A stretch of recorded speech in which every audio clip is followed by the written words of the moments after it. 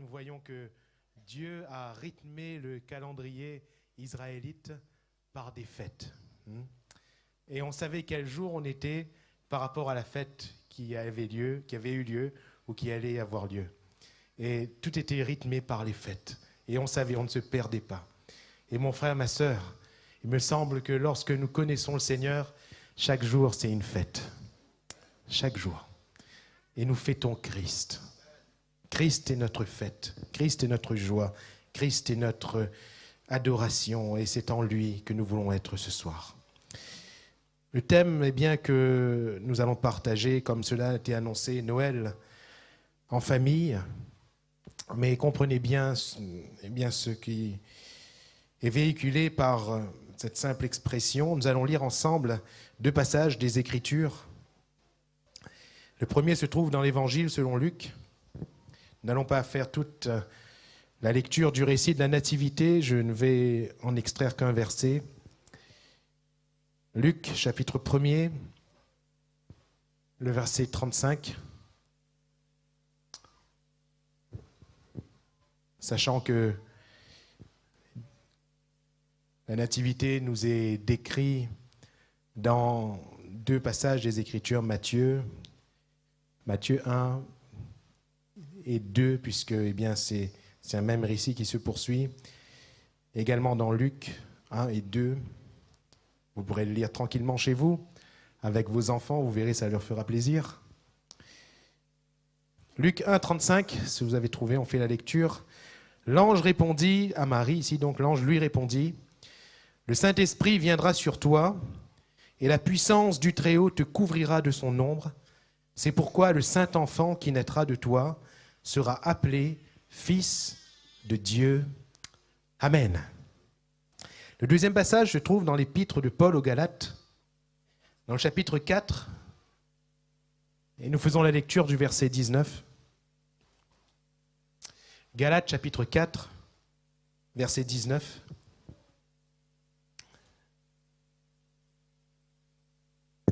Voilà ce que Paul déclare, Galates chapitre 4, verset 19.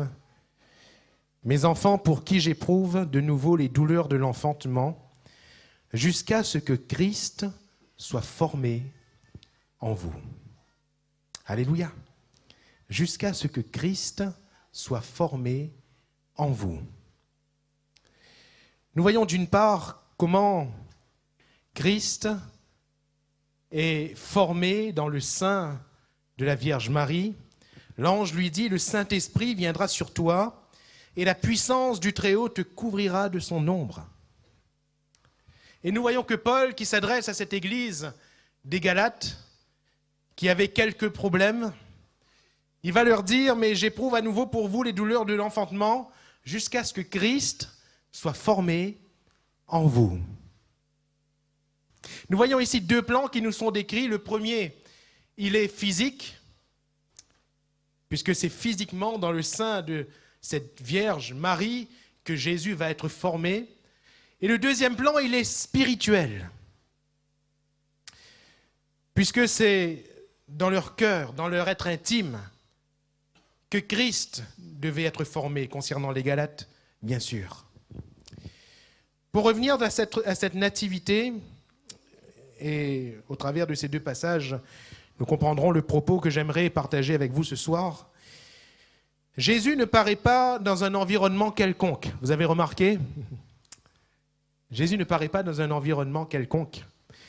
Dieu aurait pu faire paraître Jésus de n'importe quelle manière et à n'importe quel endroit. Nous sommes d'accord avec ça ?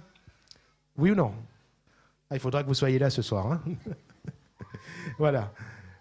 On est le 23. Normalement, la donne, c'est le 24, c'est demain soir. Vous n'avez pas d'inquiétude à vous faire. Hein. Voilà.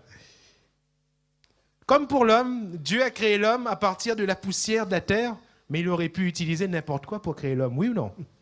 Il est Dieu. Il a créé la femme, et c'est curieux, à partir d'une côte de l'homme. Il aurait pu créer la femme à partir de n'importe quoi d'autre. Il aurait pu ainsi former le Messie, l'être physique du Messie, de celui qui allait venir, de n'importe quelle autre manière. Mais il choisit de faire naître Jésus, son Fils, dans un cadre familial. Dans un cadre familial. D'où cette nativité qui a lieu dans une famille, Noël en famille. Une fois Jésus formé dans ce cadre familial, et comprenez bien mes frères et mes sœurs, que Jésus soit là dans notre famille, alléluia, que Jésus soit formé dans notre famille. Une fois Jésus formé, Jésus né donc physiquement, une fois que cet enfant est né, il y a là de grandes réjouissances. On parle de réjouissance des anges dans le ciel, on parle de réjouissance des bergers, on parle de réjouissance des mages, on parle de réjouissance du papa et de la maman. Bien sûr, ils sont en première loge, ils se réjouissaient. On parle de la réjouissance de Siméon, on parle de la réjouissance de Anne, de la réjouissance partout. Alléluia. Là où il y a Jésus, il y a de la joie. Là où Jésus est présent, il y a obligatoirement de la joie. On parle de réjouissance quand Jésus entre dans Jérusalem. On parle de réjouissance de la part de ceux qui le suivaient.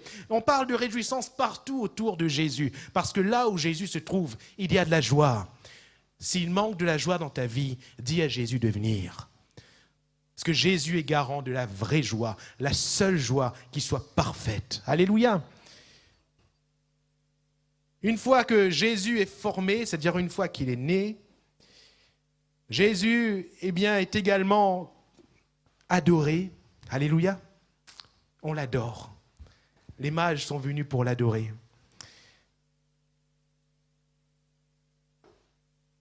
Il ne peut pas y avoir de véritable adoration dans la vie d'un homme, dans la vie d'une femme, s'il n'y a pas Jésus, qui est l'objet même de notre adoration. Comprenez bien, c'est une expression.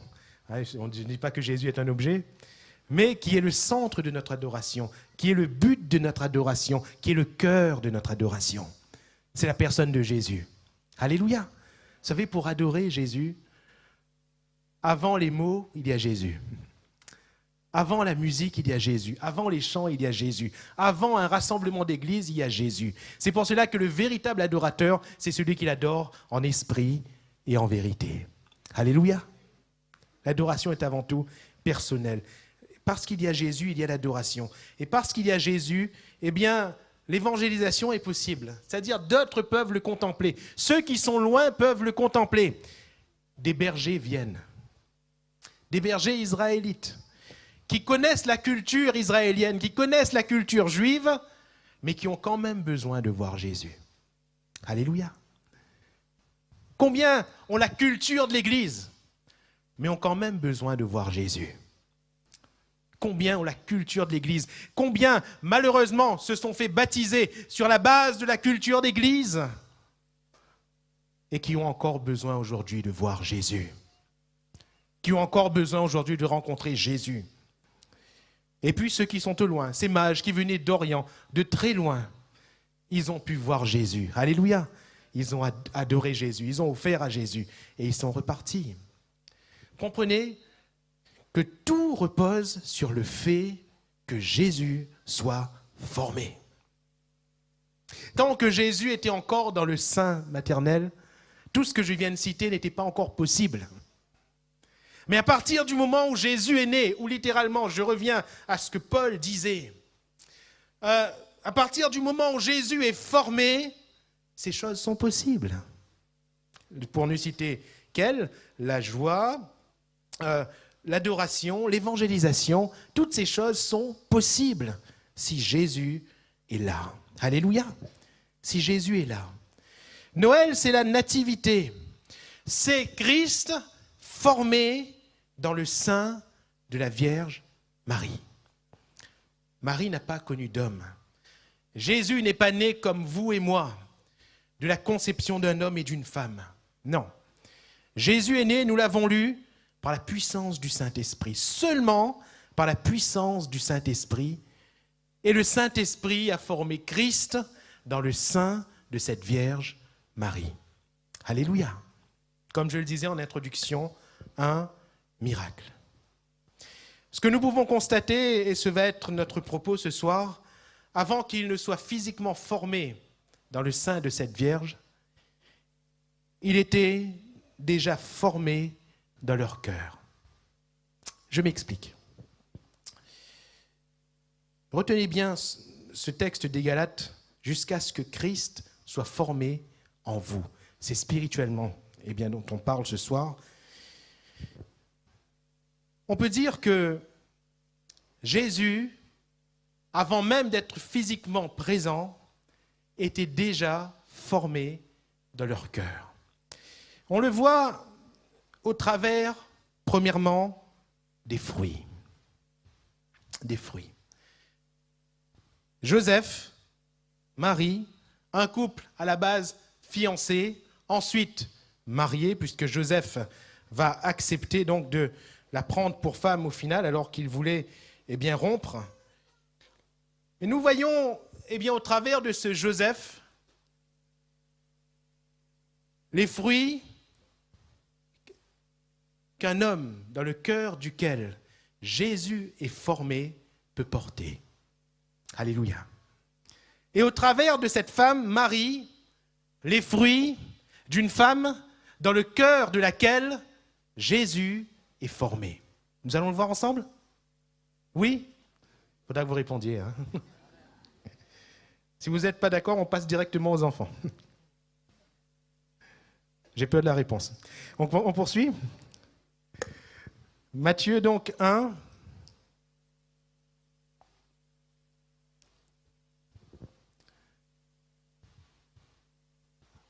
Verset 18.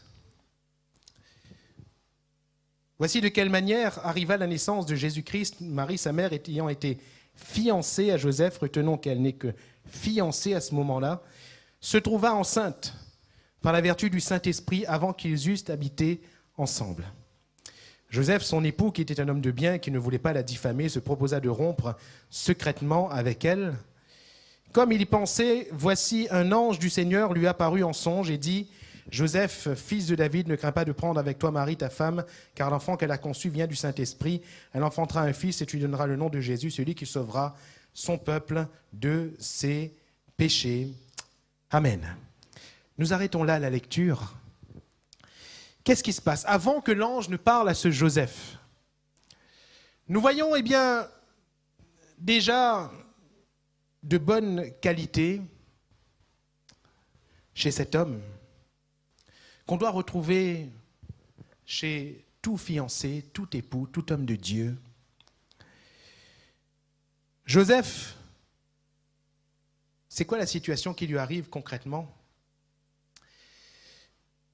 Déjà, il n'est pas encore marié, il est fiancé, donc on voit que c'est quelqu'un de sérieux. Il est fiancé, donc il ne vit pas encore avec celle qui va devenir son épouse. Hein ? Et il y a là quand même un respect de valeur chez cet homme. Chers frères, soyons respectueux des bonnes valeurs de Dieu. Alléluia. Soyons respectueux. Et cet homme, nous voyons qu'il est respectueux. Il est fiancé, il n'est pas encore totalement engagé, il est fiancé. Et même s'il aime cette jeune Marie, même s'il veut l'épouser, il respecte les étapes, il respecte ce que sont les fiançailles, ce qu'est le mariage. Et qu'est-ce qui se passe alors qu'il est fiancé ?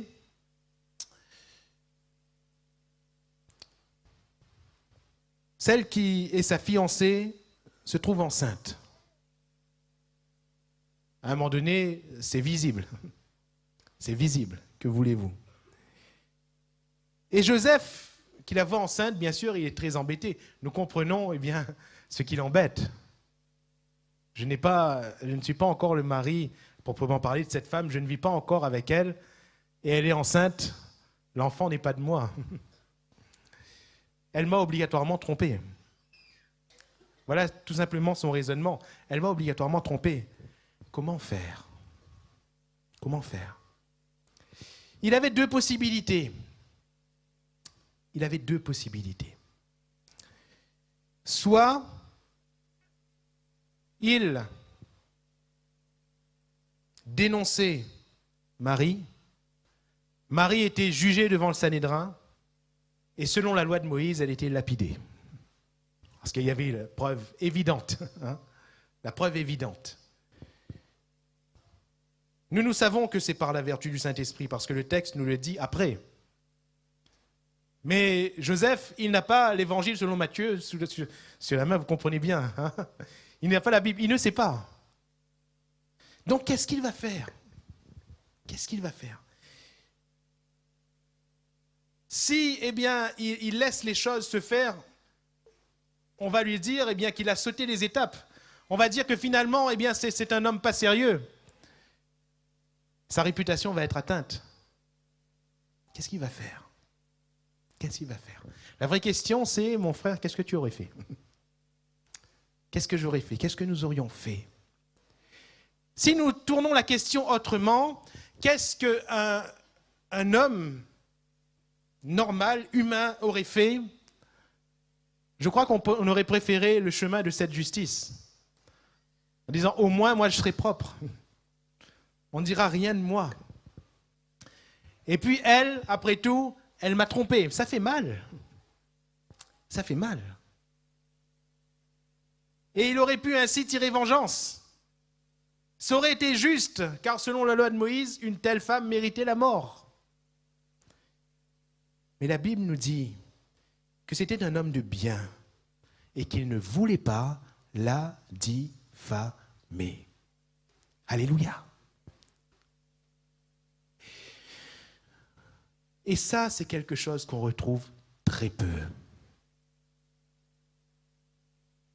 Mon frère, ma sœur, j'aimerais dire que si Christ est formé en nous, dans le couple, on se couvre. Alléluia. Si Jésus est formé dans mon cœur de mari, ma femme, je l'aime. Mais pas seulement d'un amour humain. Mais il y a aussi dans mon cœur l'amour de Dieu, l'amour de Christ, parce que Christ est formé en moi. Ce n'est plus moi qui vis, c'est Christ qui vit. Alors qu'est-ce qui se passe? Même si mon épouse, ou ma fiancée, ou mon épouse, puisque nous sommes de soir dans le cadre de la famille, même si mon épouse a fait à mon égard la pire des choses, l'amour de Christ va toujours, premièrement, me pousser à la couvrir. Alléluia. Christ formé en nous. Il n'a pas voulu la diffamer, c'est-à-dire qu'il n'a pas voulu la dénoncer et la livrer. Je me souviens d'un homme, je ne sais pas ce qu'il avait, s'il était malade ou quoi, mais à chaque fois que ce brave, il trouvait son pasteur, il lui parlait de sa femme. Sa femme. Sa femme ceci, sa femme cela. Ah là, les durs frère, hein, les durs. Les durs. Et le pasteur était toujours choqué parce qu'il se disait, mais tu ne veux pas plutôt protéger un petit peu ta femme? Tu ne veux pas plutôt la couvrir un petit peu? De quel amour est-ce que nous aimons notre épouse, mes chers frères? Est-ce que nous sommes prêts à diffamer? Est-ce que nous sommes prêts à vendre tout de suite? Ou est-ce que nous sommes prêts plutôt à couvrir? La Bible nous dit que l'amour couvre. Alléluia. Néanmoins, l'amour, et nous le voyons ici, l'amour n'accepte pas tout. Parce que Joseph, il voulait quand même rompre, mais en secret, pour ne pas la diffamer. Pour ne pas qu'elle soit jugée, lapidée. Mais lui, il ne pouvait pas non plus accepter cette situation. Mais il la couvre. Il rompt en secret. Il veut rompre en secret. Et où est le juste balancement dans notre choix vis-à-vis de notre épouse, vis-à-vis de notre époux? Je crois que la sagesse vient de Dieu. La Bible nous dit dans l'épître de Jacques que Dieu donne la sagesse à tous ceux qui demandent, qu'il donne à tous et sans reproche. Alléluia. Et donc, nous voyons ce Joseph qui ne veut pas diffamer, mais qui quand même n'accepte pas les choses. Aujourd'hui, sous le couvert de l'amour, on voudrait nous faire tout accepter. Non, non. Dieu nous aime, mais il n'accepte pas tout. Nous sommes d'accord? Dieu nous aime, mais il ne peut pas être d'accord avec tout. Sinon, notre péché, on pourrait le garder. Il n'y a pas de problème. Mais si on vient à Dieu, on sait qu'on doit abandonner notre péché. Alléluia. On le sait. Ainsi, l'amour n'accepte pas tout, mais l'amour couvre. Alléluia. L'amour couvre. L'amour ne cherche pas le mal du prochain. L'amour reprend le prochain sans chercher son mal. Et nous voyons tout le fruit ici de cet homme vis-à-vis de son épouse. Mon frère, quels sont tes fruits vis-à-vis de ton épouse? Est-ce que c'est le fruit d'un homme dans le cœur duquel Christ est formé? Paul va dire jusqu'à ce que Christ soit formé en vous. Jusqu'à ce que Christ soit formé en vous. Nous comprenons que Marie ne s'est pas justifiée. Comment est-ce qu'elle aurait pu expliquer à son mari ce qui est arrivé? Elle n'aurait pas pu. Comment lui dire, non mais c'est un miracle, vous vous rendez compte? Non, tu ne comprends pas, c'est un miracle, c'est le Seigneur. Vous vous rendez compte du mari et de sa fureur sur le coup? Non, il ne pouvait pas. Il ne pouvait pas. Mais cependant, il y avait dans le cœur de cet homme des valeurs que seul le Seigneur peut donner. Alléluia. Que le Seigneur dépose ces valeurs dans notre cœur. Que Christ soit formé en nous. Une famille ne peut être heureuse. Une famille ne peut être bénie. Une famille ne peut se réjouir que si Christ est formé dans le cœur de chacun. Alléluia. Le fruit chez Marie est également remarquable. Nous lisons dans Luc, chapitre 1er,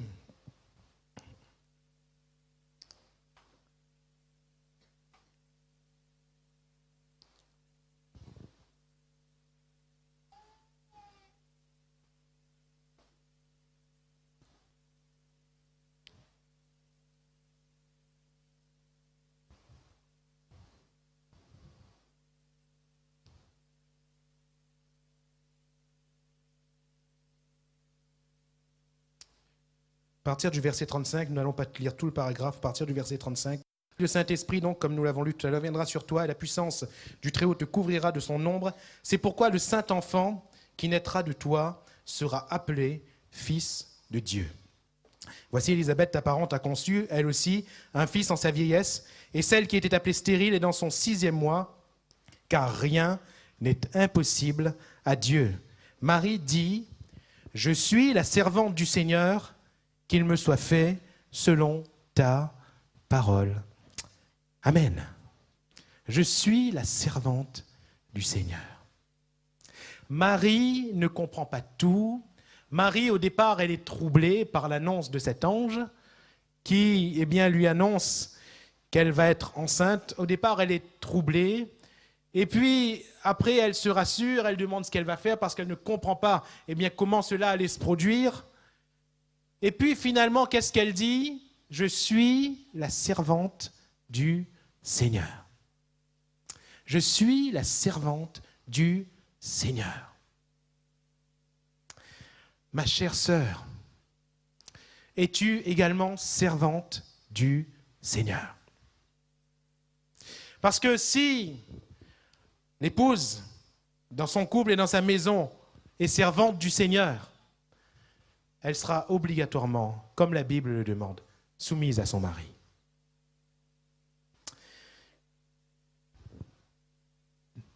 Il ne s'agit pas d'être soumis, là encore, on parle de la même chose. Il ne s'agit pas d'être soumis dans le sens de tout accepter, de dire amen à tout. Parce que nous sommes premièrement serviteurs et servantes du Seigneur. Alléluia. Notre première autorité, c'est le Seigneur. De sorte que si une autorité seconde, que ce soit notre mari, que ce soit quelqu'un qui a tel pouvoir, je ne sais pas, l'autorité de la ville, l'autorité du pays, l'autorité de la loi, je ne sais pas. Si on veut, une autre autorité quelconque veut nous détourner de la parole de Dieu, on doit tout de suite dire non. Parce que notre autorité, c'est le Seigneur. Cette femme va dire, je suis la servante du Seigneur. Qu'est-ce qu'elle aurait pu faire, cette charmante Marie? Ce n'est pas écrit noir sur blanc. Mais je dis bien, qu'est-ce qu'elle aurait pu faire? Elle aurait pu aller voir Joseph en disant, écoute, c'est bien, on est fiancés, mais sache une chose, l'ange est venu me parler à moi, pas à toi. Hein? C'est moi qui ai reçu la révélation, c'est pas à toi. C'est à moi qu'une grâce a été faite. C'est pas à toi. Hein? Donc à partir de maintenant, tu comprends bien que c'est moi que le Seigneur a choisi. Hein? C'est moi qui commande. Hein? Toi, tu restes tranquille, tu restes à côté. Non, non, non, non. Non. Elle ne s'est pas prise la tête. Je suis la servante du Seigneur. Alléluia. Comme eh bien, cela est dit, bien qu'il me soit fait comme ça. Alléluia.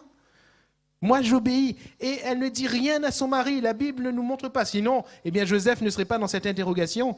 Et elle ne dit rien à son mari. Elle attend parce qu'elle sait que le Seigneur va agir également. Elle sait que le Seigneur va faire les choses bien. Et effectivement, après cette annonce eh bien, de l'ange, après qu'elle soit tombée enceinte, eh bien, c'est le Seigneur lui-même qui envoie son ange et qui vient parler à Joseph. Ma chère sœur, laisse-moi te dire, sois juste servante du Seigneur. Alléluia. Dans ton couple, dans ta famille, ne revendique rien. Ne revendique rien. Parce que si tu es servante du Seigneur, nous aurons l'occasion de le voir plus tard, eh bien, à l'occasion avec les couples seulement. Si tu es servante du Seigneur, tu verras toute la place que Dieu te fait. Tu verras toute la richesse de la bénédiction que Dieu te donne dans ton foyer. Alléluia. Reste juste servante du Seigneur. Je suis la servante du Seigneur. Et si une femme a dans son cœur Christ formé,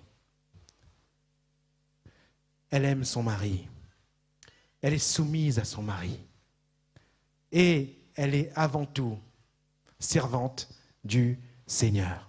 Alléluia. Ainsi,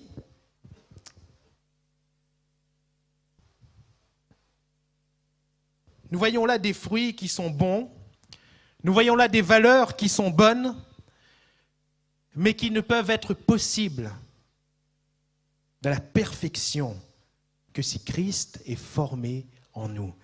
Ce soir, mon frère, ma sœur, chers amis, comment est-ce que Christ va être formé en nous? Eh bien, nous l'avons lu ensemble en introduction. Si le Saint-Esprit vient et s'il nous couvre de son ombre. Alléluia. Si nous laissons au Seigneur faire son œuvre, si je laisse au Saint-Esprit sa place, si je laisse le Saint-Esprit venir et me couvrir, si je laisse le Saint-Esprit produire en moi, faire l'œuvre de Dieu en moi, et l'œuvre de Dieu en moi, c'est Christ. Si je laisse le Saint-Esprit faire cette œuvre, Christ sera formé et les fruits seront évidents. Alléluia. Pour la bénédiction de ma maison, de ma femme, de mon mari, de mes enfants, de mes parents, si Christ est formé. Alléluia. Nous voyons également, au travers de l'enfant Jésus, les valeurs que l'enfant doit adopter. Hein. Nous parlons de la famille, n'est-ce pas? Nous parlons des enfants aussi, n'est-ce pas les enfants? Ah. Plusieurs quittent ce qu'ils étaient en train de faire, c'est bien. La Bible nous dit, dans l'Évangile selon Luc, chapitre 2, que Jésus, il grandissait dans l'obéissance à ses parents. Alléluia. Et c'est facile pour un enfant d'être soumis à un papa, à une maman, en qui Christ est formé, qui a été couvert par le Saint-Esprit. Parce que le fruit de l'Esprit abondant va permettre à ce que l'amour soit abondant. Alléluia. La patience soit abondante. La bienveillance soit abondante. Ah Seigneur, nous avons encore besoin. Ô Saint-Esprit, viens nous couvrir de ton ombre. Viens nous couvrir de ton ombre.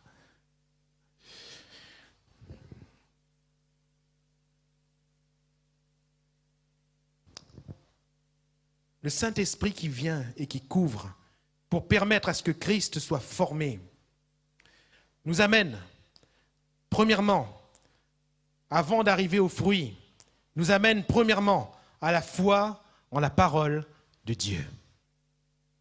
Que lisons-nous dans ces récits, que ce soit de Matthieu d'une part, qui a les projecteurs un peu plus sur Joseph, ou que ce soit sur Marie d'autre part, dans l'évangile de Luc, qui a plus les projecteurs sur Marie donc.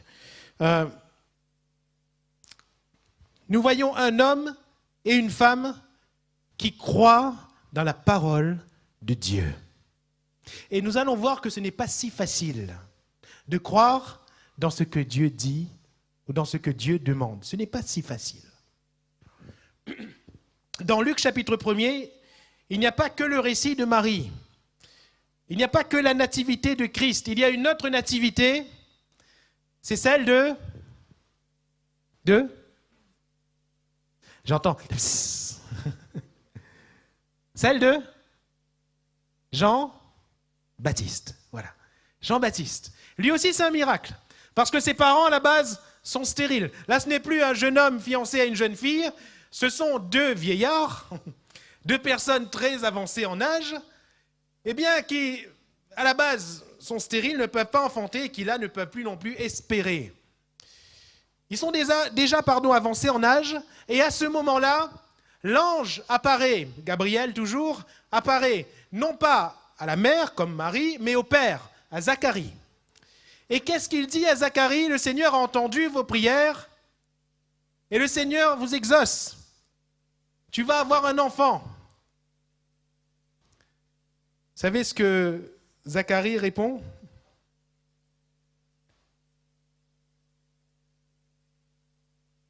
Qui peut me dire ce que Zacharie répond? Une question simple. À quoi reconnaîtrais-je cela? Car je suis vieux et ma femme est avancée en âge. Rappelons ce que Marie répond. Comment cela se fera-t-il, puisque je ne connais point d'homme? De prime abord, on regarde deux questions. Ce sont des interrogations humaines naturelles. Mais la différence est dans la foi. Zacharie, il pose cette question avec sous-entendu, ce n'est pas possible. Ce n'est pas possible. Et l'ange va lui dire au verset 20, voici, tu seras muet et tu ne pourras pas parler jusqu'au jour où ces choses arriveront parce que tu n'as pas cru. Parce que tu n'as pas cru.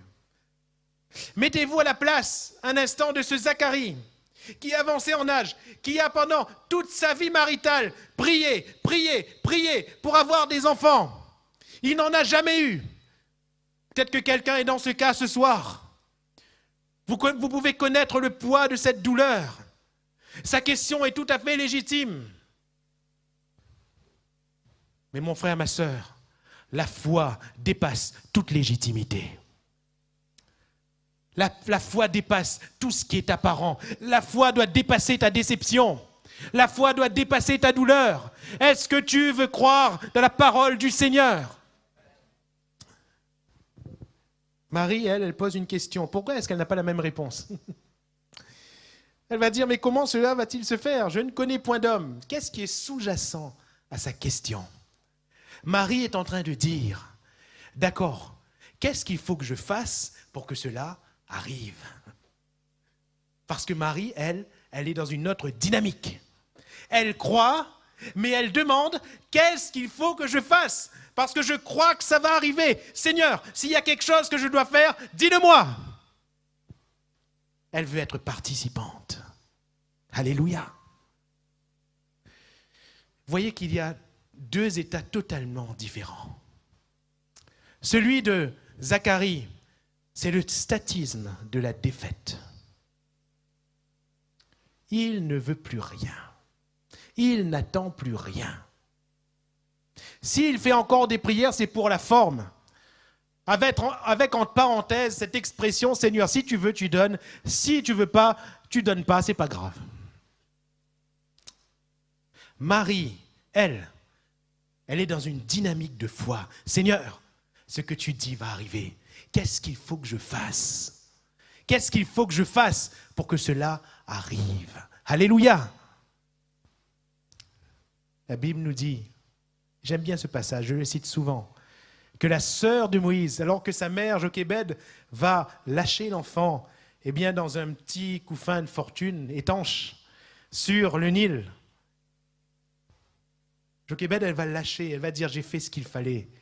Mais la sœur de Moïse, Myriam, elle va continuer, elle va suivre le long de la berge, l'itinéraire de ce couffin, parce qu'elle regardait pour voir s'il n'y avait pas autre chose à faire. La foi nous amène à dire au Seigneur, je crois dans ce que tu dis. Mais qu'est-ce qu'il faut que je fasse? Alléluia. Parfois, on dit, Seigneur, je crois dans ce que tu dis et j'attends. Ce n'est pas là la foi. La foi, c'est qu'est-ce qu'il faut que je fasse? Et nous comprenons que humainement, c'était difficile de croire. Elle n'avait pas de mari. Comment un enfant allait venir là dans son sein? C'était inconcevable. Mais le Seigneur va lui dire, ne t'inquiète pas. Alléluia. Crois seulement, parce que le miracle va s'accomplir. Pour Joseph, c'était la même chose. Pour Joseph, c'était la même chose. Joseph, qu'est-ce qu'il a? La Bible nous dit à la fin du texte que nous avons lu tout à l'heure, il se réveilla. Ça veut dire que concrètement, le texte que nous lisons aujourd'hui est bien évangélique, bien arrangé comme il faut, oui, c'est bon. Mais comprenez que dans le fait, il a un rêve. Il est en train de se demander, mais comment ça se fait que ma fiancée est enceinte? Comment ça se fait que ma fiancée est enceinte? Comment ça se fait? Mais c'est pas possible. Elle m'a trompé. Et je vais rompre secrètement. Et il est en train de raisonner. Et puis le soir, il s'endort et il a un rêve. Et dans le rêve, il y a l'ange qui lui apparaît, un ange qui lui apparaît et qui lui dit, t'inquiète pas, Joseph. C'est le Saint-Esprit qui a fait ça. Tu peux dormir tranquille. Elle est enceinte, c'est le Saint-Esprit qui a fait ça. Et puis il se réveille. Vous feriez quoi? Vous seriez tranquille, vous?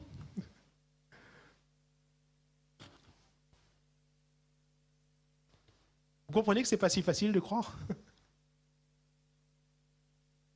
La Bible nous dit que Joseph crut. Alléluia. C'était inconcevable. N'importe quel mari naturel et humain aurait dit non, c'est un rêve, ça. Ça, c'est un rêve, ça? Non, c'est pas possible. Pas possible. Le Saint-Esprit, on peut croire ça, ou? Ça, c'est un rêve. Vous comprenez que ce n'est pas simple. Et mon frère, ma sœur, j'aimerais te dire que ce n'est jamais simple de croire. Mais c'est la parole du Seigneur. Nous pouvons croire. Nous devons croire. Voilà comment Noël est possible. À partir d'hommes et de femmes qui, dans leur maison, je ne dis pas tout de suite dans l'église, je ne dis pas tout de suite dans telle ou telle situation, mais dans leur maison, décident de croire dans la parole de Dieu. Qui veut croire ce soir? Et qui veut dire, Seigneur, Seigneur, mon Noël, c'est que je crois en toi. C'est que je crois en ta parole. Seigneur, tu as dit que mes enfants seront sauvés. Crois et tu seras sauvé, toi et ta famille. Seigneur, je crois. Seigneur, tu as dit que mon mari était sauvé. Tu as dit que mon épouse était sauvée. Seigneur, ce que je vois me montre exactement le contraire. Mais Seigneur, je crois. Quelles sont les choses que je dois faire? Comment cela arrivera-t-il, Seigneur? Qu'est-ce que je dois faire pour être participant de ton œuvre dans ma maison et dans ma famille? Et enfin, ce qu'il faut faire, c'est ce que nous voyons ici. L'obéissance à la parole de Dieu. La foi nous pousse à l'obéissance. La foi en la parole de Dieu nous pousse à l'obéissance à cette même parole. Si je n'obéis pas, c'est que je ne crois pas. Je suis la servante du Seigneur, qu'il me soit fait selon ta parole. Alléluia. Je suis la servante. Tu peux dire, mon frère, je suis serviteur du Seigneur. Qu'il me soit fait selon ta parole. Et ce n'est jamais évident d'obéir à la parole de Dieu. Joseph s'est marié avec une jeune fille enceinte dans ce contexte israélite tendu. Nous sommes dans l'Israël de la loi. Nous sommes dans l'Israël où on peut défaire une réputation en un tour de bras. Nous sommes dans cette société qui est régie par le Sanhédrin et devant lequel on pouvait, écoutez-moi bien, produire n'importe qui. Les preuves étaient parfois fabriquées, mais on pouvait produire n'importe qui. Est-ce qu'on regardait vraiment à la loi de Dieu ? Rappelez-vous que lorsqu'on a présenté cette femme adultère devant Jésus, l'homme, il était où ? Vous avez déjà posé la question ? La femme était là, mais le bouc était où ça ? Or, Moïse dit bien que les deux doivent périr. Les deux doivent être lapidés, l'homme et la femme. Elle a été surprise en flagrant délit d'adultère. L'homme était obligatoirement sous les yeux de ceux qui l'ont surpris. Mais l'homme, il est où ? Nous sommes dans ce contexte israélite là. Les regards allaient être sur Joseph. Parce que pour se marier, il fallait que ce soit officiel. Il fallait qu'il y ait des témoins. Et tous les témoins allaient venir et allaient voir le sein de Marie. Elle était déjà enceinte et ça se voyait. C'est pas facile d'obéir à la parole de Dieu. Et dans ce contexte israélite, l'ange dit à Joseph, ne crains pas de prendre Marie pour femme. Alléluia. Mon frère, ma sœur, ce n'est jamais facile d'obéir à la parole de Dieu. Jamais facile. Si quelqu'un me dit, aujourd'hui, c'est facile d'obéir à la parole de Dieu, je vais lui dire, c'est que tu n'as pas bien obéi. Parce que ce n'est jamais, jamais, jamais facile d'obéir à la parole de Dieu. C'est un défi. C'est un défi. Mais c'est possible si Christ est en nous. Alléluia. Si Jésus est formé en nous, si la puissance du Saint-Esprit nous a couverts, c'est possible. C'est possible. Joseph, il va obéir au doigt et à l'œil à la parole du Seigneur. Hérode va vouloir tuer. Le Seigneur lui dit, toujours dans un songe, va en Égypte. Vous vous rendez compte pour un Israélite d'aller en Égypte à ce moment-là ? C'était pas facile. Mais il y est allé parce qu'il a cru. Alléluia. Ensuite, il est revenu. Parce que le Seigneur lui dit, tu peux revenir. Ceux qui en voulaient à la vie de l'enfant sont morts. Qu'est-ce qui lui prouvait que c'était vrai ? Qu'est-ce qui lui prouvait qu'il n'y avait aucun danger ? Mais il croyait à la parole du Seigneur. 1001 questions peuvent nous traverser l'esprit. Mais nous pouvons croire dans la parole du Seigneur. Parce qu'il est notre Seigneur. Alléluia. Et nous aurons toujours raison de croire en lui. Ainsi, mon frère, ma sœur, chers amis, chers parents, chers enfants, chers époux, chères épouses, ne nous trompons pas de combat. Ne nous trompons pas de combat.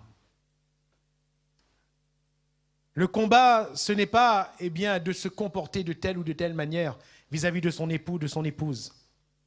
Le combat, ce n'est pas d'essayer de se comporter de telle ou telle manière vis-à-vis de ses enfants ou vis-à-vis de ses parents. Le combat, c'est que Christ soit formé en moi. Alléluia. Que Christ soit formé en moi. Et c'est le combat que décrivait Paul.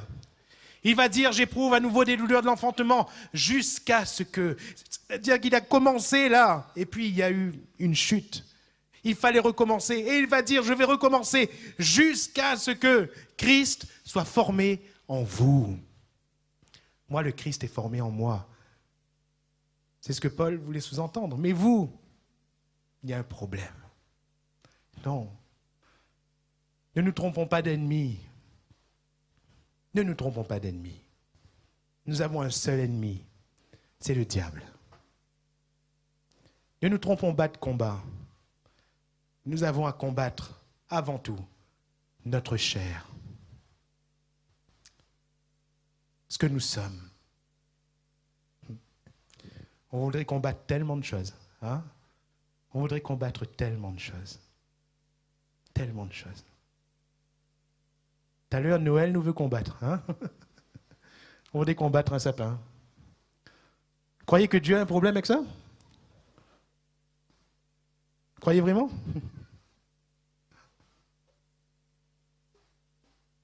On voudrait combattre telle ou telle chose. On voudrait combattre le Père Noël. C'est une victime facile, hein? Il ne va pas rendre les coups, ça c'est sûr.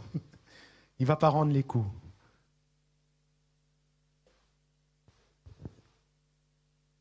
Je ne sais pas si je vous ai déjà raconté cette histoire d'un soldat en pleine période de guerre. Il était là, il attendait l'ennemi.